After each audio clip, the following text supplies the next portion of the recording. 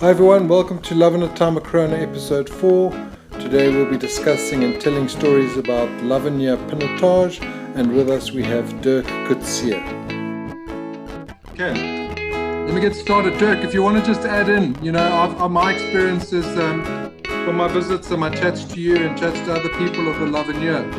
The wine we've got today is the L'Avenir Pinotage, the one that we all ordered from Pick and Pay. We've done 3 whites, yeah. So this is the first red, Pinotage, 4th tasting. And like always, I'm just going to tell the stories.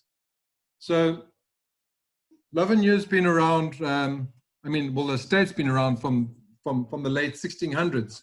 But it was first established as a winemaking place in 1992. And then it was bought by the Laroche family from Chablis in 2005. And then Laroche joined forces to become Advini. And so now L'Avenir is owned by a French company, Advini. And you'll remember we spoke about the labels where we had the Bourbon and the French Poodle and another wine. That's the Foreign Year range. So these are South African wines with a French flair. And I know that Dirk has studied his wine internationally in Oz and in Sonoma, but he spends a lot of time in France. And they're sharing how they make the wine and how they can get the French influence in the Pinotage. I'll talk about the Pinotage just now.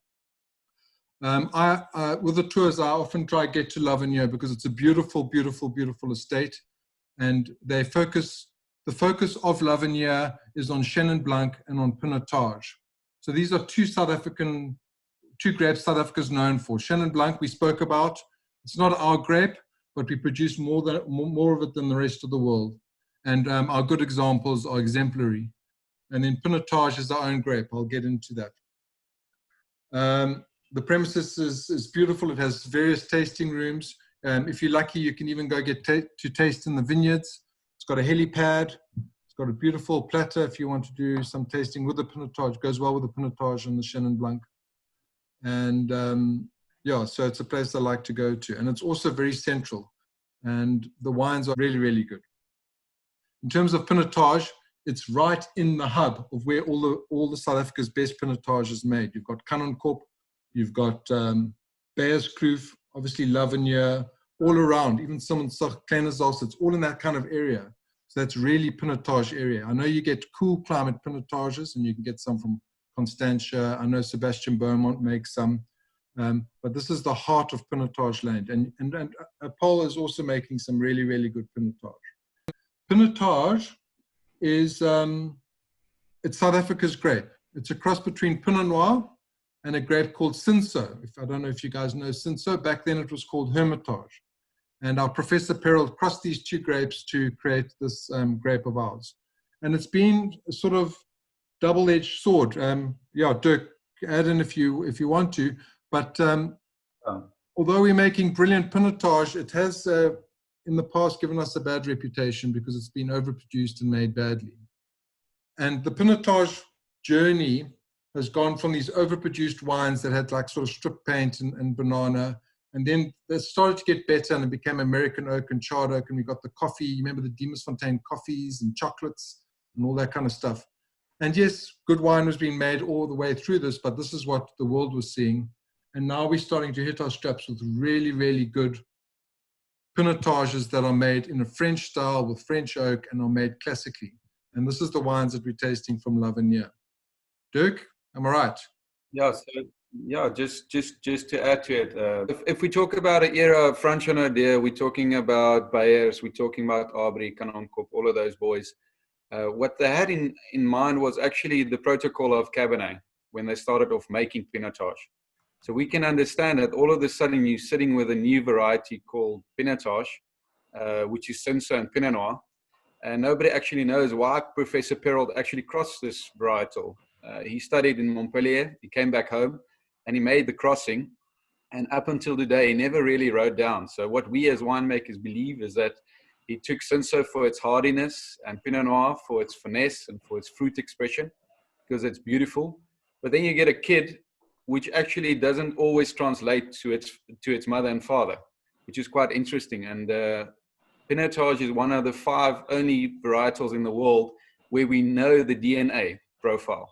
And even if you take DNA comparisons, you take the mother and father and you take the kid, they don't even compare. Okay, so all of a sudden you're sitting with a varietal that we don't know. We're starting to harvest this varietal, and the reason why we did it is was actually Peril planted 4 cuttings in his backyard, and then he left the university. And then another, like all universities, you stay in a university res home that the university gives you. And so the new professor actually took over from him. And this professor, he worked for Elsenburg. And one afternoon he got to his house, and all of a sudden his gardener was actually taking out weeds. And when he was on his way to take out the last cutting of Pinotage, he said to him, wait, this is Peril's crossing. This is Pinotage, these 4 cuttings in front of you. You've just ruined 3 already. Give me that last one. And he took this cutting actually to Elsenburg and he propagated it. And then the Springboks, they were on tour and they tasted this wine out of the experimental cellar from Elsenburg one night when they had a braai. And all of these boys, most of them, like Hempies and all of them, they had farms, okay? Mortical, all of them. So they tasted this variety for the first time and they said, yeah, this is amazing. So look at the color, look at the tannin structure. Look, this one will age, okay? And then we started off with this variety unknown. We don't know how it ferments. We don't know how it farms, what soils it's fit to, etc. Okay. So I think at the start, what we really struggled with, and there's 2 things about Pinotage that you guys can remember wherever you're sitting now at home. But there's 2 things that you can remember. The one thing is that it's an early varietal, and when it's pushing sugar, Cabernet and Merlot sitting on the beach. They don't even think about ripening. All right. So in the middle of December, they're pushing sugar. All right. So if you're a winemaker and you're a viticulturist of Pinotage, you need to take care. You need to really guide the grapes as good as possible with good irrigation, etc., good vineyard practices in order to get that phenolic ripeness. And the other thing is, I've worked with plenty of grapes in my life, with more than 100. And there's no other thing that ferments like Pinotage. It ferments like a beast. Okay. And this is where Cinsault really comes into play, because Cinsault is also quite aggressive. So there's a few things that we had to figure out. And the old guys, the Francois and the Bayers and these boys, they did all the experimental work for us as youngsters to really benefit from it and just to add onto it. So yes, like you just said, nowadays, the styles are so varied because we don't plant Pinotage just on a northern slope. Stellenbosch, L'Avenir, Kanonkop. We don't do that anymore. We plant it in the Hemel en Aarde, on the west coast, in Durbanville. You can imagine all of a sudden you're sitting with western slopes, southern slopes, beautiful, cooler slopes. And now there are a lot of people say, Dirk, you and the youngsters, you make modernized Pinotage. It's not really the fact that we make modernized Pinotage. We actually farm it differently, and we farm it on different slopes. Okay, and we farm it in different areas. And all of a sudden you get a big diversity of styles. I must say, with Dirk focusing on Chenin and Pinotage, the 2 wines they're making is the single block and then the provenance. The single blocks are wine that come from a specific site that is best suited for Pinotage. And that wine is unbelievable. Yeah, there. So Dirk, if you can look on these, it's a bit shiny. If you hold it to your face, Dirk, you'll see that's the single block. It's got the picture of the single block on the bottle. Yeah, there we go. And that wine is up there with the best. It's one of my favorite Pinotages in the country. And yeah, I mean, you go taste it. It speaks for itself. And, you know, I bring over a lot of Americans. And when I take them to L'Avenir, they are dumbstruck, because they don't get to taste Pinotage that often, and how beautiful it is. And they can't place it. I think the closest that people come to place it is maybe with some kind of Syrah, but they can't place it. And then, which is intriguing for them. And then the Chenins, well, Chenins are we making very well. So they love that. Just a little bit about Dirk. So Dirk is one of the, remember we spoke about the surfers? He's one of the surfers. I don't know, do you ever enter into the Vintners Classic? I haven't. Unfortunately, I've been a little bit busy during the time of the Vintners, but I sponsor a lot of wine so that the guys can enjoy it. Cool, man. So, yeah, Dirk's from George, so that's my mom's side of the family is all from Wilderness and George, and his love for wilderness is the same as his love for wilderness. Dirk, do you surf with Miles Mossop? No, I haven't surfed with Miles, but I know Miles quite well. But I haven't had a surf with him. You know, my surfing is quite it's amateur, quite amateur. And I think at the moment I'll really be able to sit on the board. For me, just the love of being out in the ocean and you know, being at the back of the waves and just seeing the, you know, how beautiful. For me, I grew up in wilderness. First part of my life actually between Hookville and Karatra. I grew up on a farm, and then we moved to wilderness. My father actually got ill, and just to be out there and feel, if I can be philosophic, but to feel the Lord's, you know, presence next to you, and to see the beauty of the surrounding is just amazing for me. Was your dad a wine farmer? No, not at all. My father was actually a teacher, so he loved teaching, and at one stage he felt that he wanted to move outside town and really enjoy life in a calmer way, in a more tranquil way, and so we moved to one of our best friends, or my father's best friends. They've been friends for 40 years now, and we moved to their farm. So we actually bought their farmhouse on the farm, and we helped with the dairy farming and vegetable farming. At that moment, Yaku, he was the biggest vegetable farmer in the Southern Cape, so it was quite big. Wow. And how did you fall into wine? What made you gravitate that way? Yeah, I think the love for farming, first of all, the love for nature. I absolutely adore being in nature all the time. So, but also I think a sense of creation. I think there's not a lot of jobs out there where you can take something and you've created something and you can give it to somebody and tell him, listen, you know what, myself and the team and the terroir, we made this, and this is the best that we can make from our specific soil. I always say if I had the ability to play a guitar, I would have loved. I just never took off the time. And I love portraits, you know, I love sculpturing. And all of a sudden, there's something that I can have in my hand. And I think it's also the nature where I'm from, is creating something and to be able to give it to somebody and see it, they appreciate it or they love it or sometimes they hate it. Doesn't matter. It's rewarding, you know, it's super rewarding. I think so. Nature and the ability to create, I think. And what are your favorite sort of international wineries? Oh geez, that's quite tough, you know. I always say I just love well-made wine. So I would always say, you know, I like a few wineries like Benziger, where I worked in the Sonoma, smaller wineries, you know, wineries which are quite intensely in love with what they do in terms of soil. I'm quite fond of boutique sellers for the fact that I know that these guys are actually, they farming. I always say if you put me in a co-op setup, I might get lost, and it's not my playing field. Then you could have easily put me in a coup factory where I had to can fruit every day. So for me, it's being close. And then I like Chablis. I like the Chardonnays around Chablis. Beautiful wines, good aging potential. I love the Cabernet Francs in the Loire, and also the way that the Loire people work with their soils. You know, it's super green, super natural, and that's why I quite envy guys or really look up to guys like Johan Reinecke and these guys. So I would love to get L'Avenir and L'Avenir and all the properties that I'm farming into that direction where we can be really a little bit more green. So we're doing quite a few practices, which I just feel it's good for my heart, because I always say what I do today to the soil, somebody needs to benefit 20 years later. It's always interesting for me when a boy takes over and his father, he farmed in Caledon on a wheat fields, and all of a sudden the boy can't take off the same crop. And sorry, my little girl, she's screaming a bit.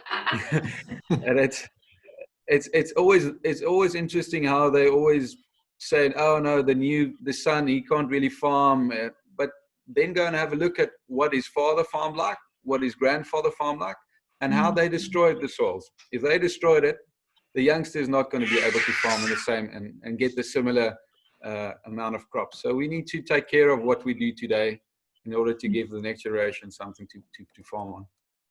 Cool, thank you. Cool. Stop talking. Hello. Hello, guys. Yeah, Dirk, just if you're wondering why everyone's got things on their face, the theme, we started to do themes. So we've got monobrow. I saw that. Theme today. Crazy. It looks quite normal on you, Harry. Well, I didn't have to do anything. I just put a cap on. I thought it's your normal look. No, exactly. Yeah, so yeah, thanks, Dirk. I'm going to speak about Pinotage. So when you're tasting Pinotage, well, it depends which area you come from or which type of production you come from, I guess, after listening to Dirk. In the old days, you would get sort of bananas, and then with the wood, the use of oak, you would get the coffees and the chocolates. And with the more now traditional made wine, you know, I always pick up sort of red fruit and smokiness and almost like plummy, jammy kind of stuff. And I've smelt this one. I actually do pick up some sort of cranberries on this. I do get the smokiness. I get the red fruit. Yeah, and I think it's delicious. I mean, I sent a picture of myself just to show people that how they need to dress up. And someone pointed out that my bottle was fairly empty. And I had to show them that I still had wine in the glass. It wasn't because I was using an old bottle or anything like that. So I did start a little bit early, but I wanted to taste it, want to make sure it's delicious, and I'm very happy. Just to add to this specific wine that you're having at the moment, we call it the Horizon range. It's a range that I established for Pick n Pay themselves. I used to do a lot of business with the buyer in the UK, and then she moved over to South Africa, and I said to listen here, Michelle, we've been doing a lot of business for the last 10 years. Come on, help me out here. I want to put Pinotage on the shelf, and I want to do something special for you. I want to do it in a little bit of a Beaujolais style. So it's 60% of the grapes that went into this specific wine. It's whole berry fermentation.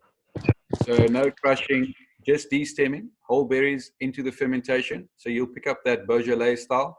And then the beauty of Pinotage always, you just mentioned it, Shiraz. So it definitely has that beautiful sweet spice. And the sweet spice is something that we are quite fond of. It gives it drinkability. Me and Francois, no dear, we always, when we taste for that. We always say you need to chew on Pinotage. It needs to have that beautiful juiciness. And something that I believe, the wine that you're having hasn't been oaked, but when we work with oak, I try to work with French oak. And that's just my belief. You know, somebody else will think differently. Somebody else will say, no, I want to use American oak. But really, for me, Pinotage, a lot of that sweet spice, juiciness, chewiness. I want to add more spice rather than adding vanilla or cocoa by using American oak. Okay, but that's my own philosophy for L'Avenir. Somebody else will say, Dirk, you're crazy. American oak has always been working for us in our circumstances. And that's the beauty of the wine that you're having. It's something, we all travel, we all come back, and we all want to have something which is mature. But that one you can also have during lunchtime. So if you cool it down, it's a beautiful drink. Beauty, I think, of all the different styles that we get today is that we're not fixed anymore. I think if we look at the Chenin Blanc Association, at one stage they were fighting about styles, you know. Should they be calling this thing fresh and crisp? And this must be mature and oaky? I think we shouldn't fight about styles. We need to embrace what we produce from different areas and really find the buyer or the consumer for that specific style. So if you're in the Yamlan Ade and you're making a bit of a Pinot Noirish Pinotage, go for it, you know. Sell it as a nice Pinot Noirish, beautiful, flinty Pinotage. If you go to Kanonkop and you're doing a little bit of a more old school, a little bit more bigger shoulders, That's your thing. Sell it for the beauty of what you create. Stop fighting about styles, because styles, they need to vary. We had the Cape Wine a year or two ago, and myself and Eddie decided that we want to do Pinotage because we're in love with Pinotage. And you know, we thought, okay, if we get 20 people on the farm, we're happy. At the end, we needed to stop the group at 150. So we can see that people nowadays, they come to South Africa and they've got a much better idea of what we do in various areas. We could see that in Cape Wine, when the people move into the hall, they know where to go for certain varieties. The beauty of L'Avenir, just to get back to L'Avenir, 8 years ago, the big boss asked me, okay, Dirk, now you've got the farm, so what do you want to do? You know, I said, well, I think we can't be a jack of all trade, master of none. If somebody have a chat with you in town, in Stellenbosch or wherever, and he wants to drink the best Pinotage or the best Chenin in the country, L'Avenir needs to be on their mind directly. Okay. So all of a sudden I took the whole range and I literally split it into two, like took away half of it. And the reason for that is, I always say, we didn't choose Pinotage and Chenin. The soils made us choose these two varieties. The beauty of Pinotage is it's proudly South African and we're totally in love with it, but it needs to fit your soil. And for us, I always talk, you know, a lot of people ask me, Dirk, so what makes L'Avenir special for Pinotage? And it's very easy for me. We farm on a ridge of decomposed shale that runs from the Simmelsberg mountain across the farm.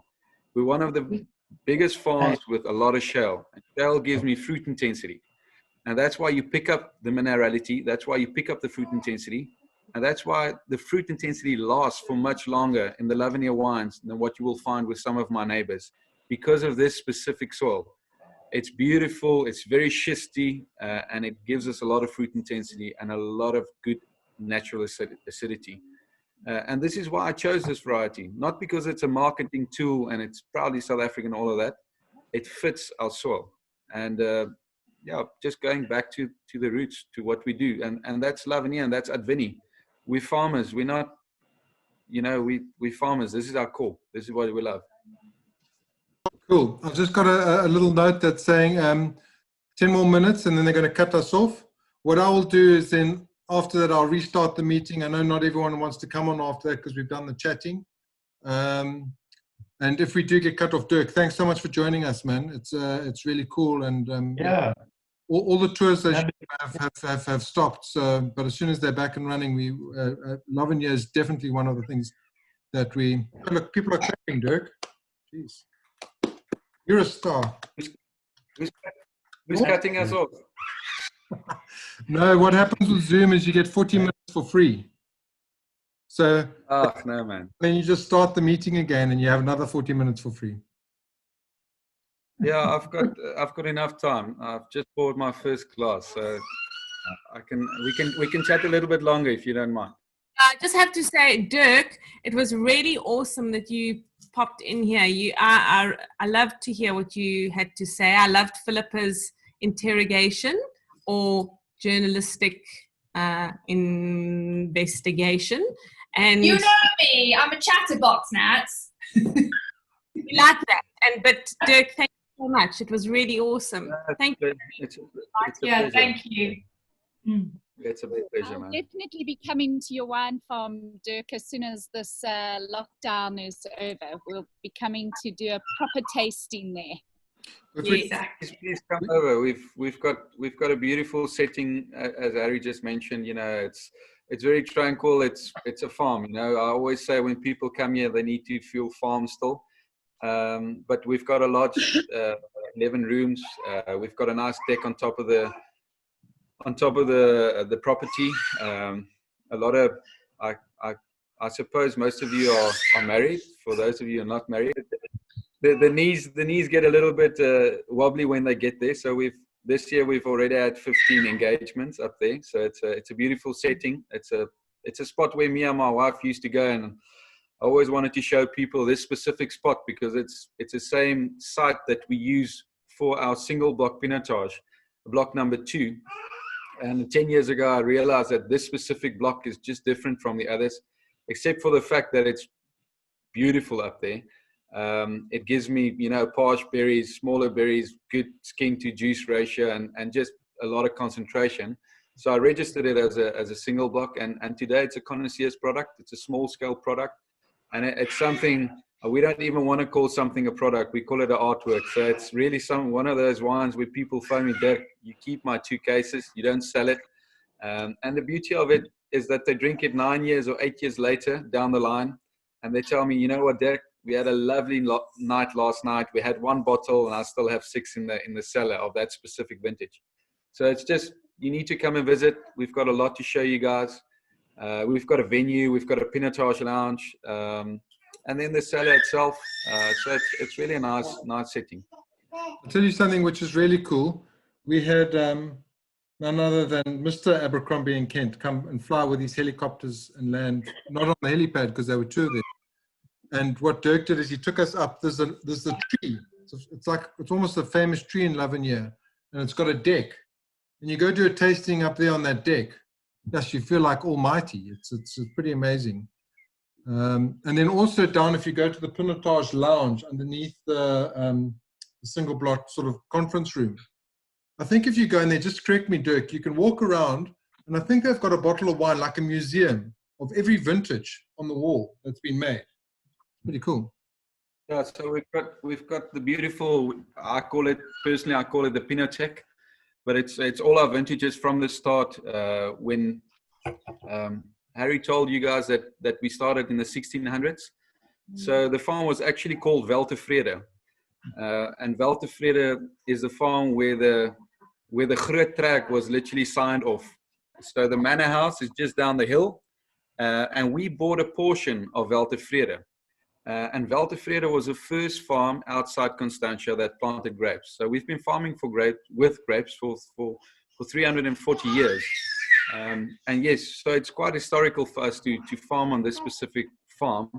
But also then Mark Vier bought the farm. And Mark met Francia, who was a handyman, ex-chemist, became the father of Pinotage. You know, they really established this setting and the place. And so we've got all of this. I used to have all of this memorabilia on top of my roof, my office roof. And I said, you know what, guys, I want to show you guys this. So you need to come and see. So we've got the Pinotage, all the vintages. You can see the transition from different owners. And then some special nights we take out some of them and we taste them. They're not for sale anymore. But we cherish them quite a lot, and nowadays it's something that I can add is that we try to keep more stock. So say for instance on the single block, although we only produce 500 bottles, I keep about 500 of them in the Vinotech. The same with the provenance range. So I keep more bottles, 600 to 1,000 bottles, because I want you guys, the consumer, to be able to drink these wines when they're 5 or 6 years old. Because Pinotage is an amazing, amazing variety, especially when it comes to aging. You know, you can brag a lot about a variety. I can talk a lot of bullshit about varieties, you know, and this and that and how they taste and what. But the only way that they show royalty is if they can age. And that's the beauty of Pinotage. And it's something that we only see now because we're only able to drink the 30, 35 years old at the moment. Because it's so young, we've only done 60 harvests on this grape. We can only really start to explore the amazing aging ability of this varietal. And this is something that makes us super, super happy. I promise you, you take a Pinotage 15 years old and you take a Cabernet and you put it next to each other, it looks like the Pinotage has been bottled yesterday. It's still dark, it's still fresh, it's still there, you know. And it's something that makes us super, super proud, super happy, and super excited about for this specific reason that we know this variety can age. And just one question for Dirk. Pinot Noir is a light variety, I mean it's light bodied, it's got light skin. Cinsault, maybe not light skin, but it's light. It's a light variety when you make the wine. So you've married 2 light varieties. How come you get such full-bodied Pinotage? I've tested you on this before, I'm sure. Harry, that's the beauty of Pinotage. Like I mentioned, you know, not even the professors can understand this variety. You know, both of them being very pale, bleakish varietals in singular, and all of a sudden you get the kid, and he's dark. He's really dark. But the beauty of it is when you work really soft with the variety. A lot of people think Pinotage, they think thick skin, deep dark colored reds that you need to age forever to drink. And it's the opposite. Yes, it's got the aging ability and it's got the beauty of making something really bold and really lush. But then also it can make something like the Glen Rosé that I've got in my hand. You know, something very feminine. You know, when you look at this thing, you think Landadno, you think crayfish, you think pink, you think salmon, all the way. So it's a beautiful product. It was a first top-end rosé. And the reason why I created this thing is I wanted to show people that this variety, I can pick this grapes out of the same block and make something very feminine with a lot of this in a French style, very pale onion skin color. 10 years ago, people would have asked you, are you crazy now? It needs to be dark and it needs to be sweet.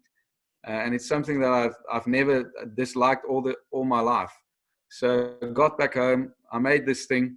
It's called the Glen Rosé because it comes from the Glen Rosa soil type, that beautiful schisty ridge that we farm on. And then I went for the Protea bottom because it needs to be proudly South African. And you know, what better grape to work with than Pinotage, proudly South African. And then the Vinilog at the top, so the glass stopper. So it's very elegant bottle of wine. And yes, guys, you can also drink this. Doesn't mean that only ladies can drink it. Dirk, I'll tell you a story. You know, I've got a South Peninsula tasting group, and we've got some characters in that group. We've got Kathy Marshall, we've got Pomaki, we've got Trezan Barnard, we've got Riandri Fisser, we've got some of the chefs, we've got wine investors, we've got people. And I did a tasting on the 13th of February, the day before Valentine's Day. And all the winemakers were so busy with harvest, and most of them actually, they don't live on their farm. They have to go out to Elam or wherever they're farming their grapes. And so we ended up doing this rosé tasting, and we had from Spain, Portugal, Italy, France, and we had 2 South African, but none of the women were in our taste. So we had maybe 7 guys sitting around tasting rosé the day before Valentine's Day, and we had to call it brosé, and it was very interesting. I mean, what do you pick up on this? I pick up romance, I pick up touchy-feely, give me a hug kind of vibe. But one thing that was taken away from everyone, because we tasted them blind, unfortunately the Spanish one was corked, but our top end pinks are world class, are really, really world class. And the best of the best, I mean, if you want to really get a good tipple, you're not paying what you should be paying for from premium wines or fine wines, all that kind of stuff. So we're in a good space with our pinks. Yeah. Still, so like the rest of the world, we produce 10% of the wine we produce is pinks. And yes, still the majority is in box wine and it's sweet and all that. But there's a slither, this niche that's coming through. And for those people that enjoy wine, it doesn't have to be sweet. It just has to be flipping delicious. And that's what it is. It's amazing. Yeah.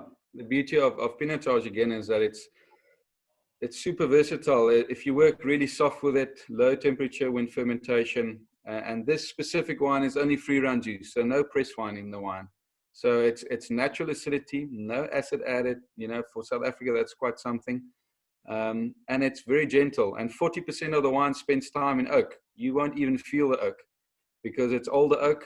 And I just put it in there to give it a little bit of texture and a little bit of mouthfeel to the end. But I want it to be lush and want it to be silky, but also fresh to get that lingering effect.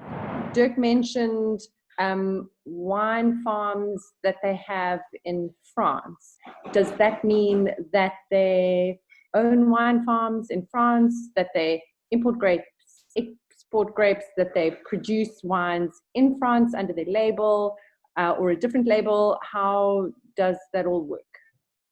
Yeah, so we owned by a bigger French company, and it's called Advini. Advini owns about 32 estates or chateaus, if you want to call it that way. We own about 11 in the border area, and then all the way through the southern part of France, all the way to the Rhone, all the way to Châteauneuf-du-Pape, and then we also own some property in Chablis.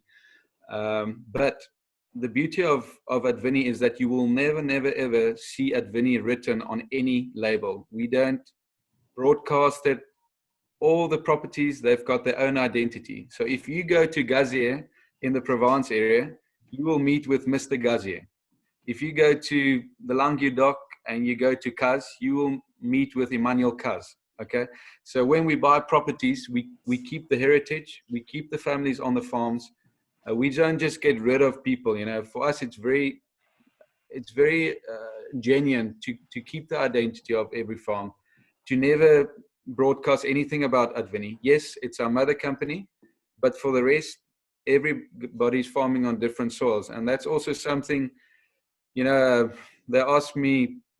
We purchased L'Avenir down the road about 3 years ago, and I went there for a bride to William's Place, the winemaker that I asked to come and help me, and we had a media and press person there at the bride, and she started to speak about, you know what, these French people, they buy out our properties and us and they do this and that, and I said to you know what.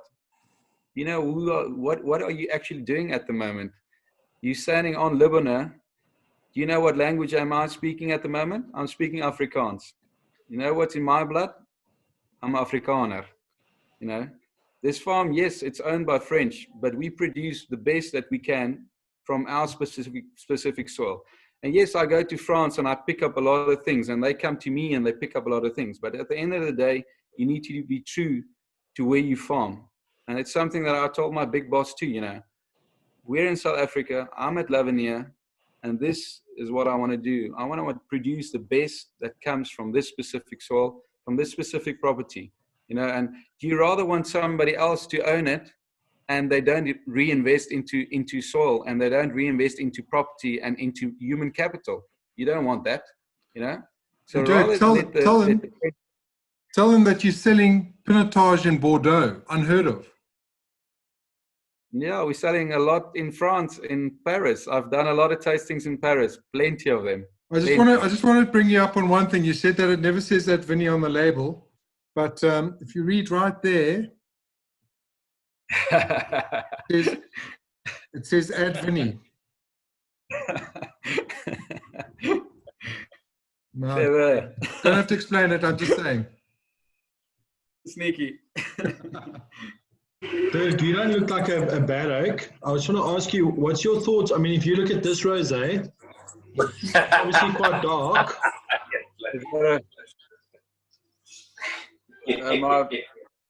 My father-in-law's got a saying, van alle Kaapse ligte wyne, bly brandewyn die beste. Ek dink dis brandewyn daar.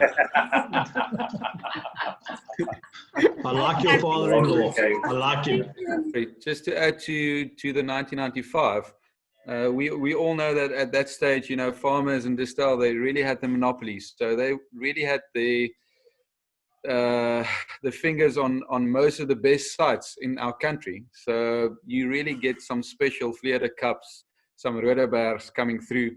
And we all know that everybody had an allocation at Distel or farmers, you know. So when you visit older people like my father-in-law, they're in the table grape business, but they've got a cellar full of Rodebergs, you know, Osbloed, all of those beautiful wines. So the Vleerde cup should be good. Like you mentioned, it's something out of their top range. But also, I agree with you. I think when you drink something like that, you're drinking juice. And you're drinking something which you totally need to respect. I think the most beautiful thing is, I went to a tasting the other day in Duimpie and all of these old boys, they were sitting there and we were starting to drink these old wines, you know, and for us as youngsters, we don't really understand old wines because we didn't make them. But all of a sudden, these guys start to explain these wines and how it makes them think of a woman and of this and that and whatever the case might be. And you just fall in love by the way that they express their feelings to something they made in the 70s or 80s or whatever. So when you drink it, sit back, relax, enjoy it, because it's juice. It's not going to be getting out of the glass or hit you with a fist of aromatics. It's just going to be juice and a fluid, which is great. And take into consideration the age. I mean, so, you know, there's a thing in the wine industry. If you're drinking a wine older than you actually have to stand up and drink it because you're saluting to that wine. When I graduated to become a Cape Wine master, I was at the Cathedral Hall at KWV. And before that, Wim, I don't know, Dirk, if you know Wim, he took us through some old vintages of the KWV wines. Shit, and there were some there that were my year's 1974. There were some younger than that. And they were still intact. Yes, different profile, different juice, still intact. And I was happy to stand up. I was happy to try and stand up. Obviously, when you're celebrating an event like that, you know, what can I say? We were in a phase when we got out of apartheid where we really had to prove ourselves as a wine industry. Although we were quite old, we missed out on some time and we really had to prove ourselves. But now the amount of good quality wines that you can buy for really good prices in South Africa is amazing. It's super affordable. I think once you travel, you understand that we're very, very, you know, we're spoiled for choice and spoiled for great wine, great price. So it's a lovely area to visit, and you're more than welcome to come and visit me. Can I quickly jump in? I think we're about to get thrown off. I do hope that we are your favorite group out of all of the Zoom meetings that you do during this lockdown. I haven't done one, so this is a great group.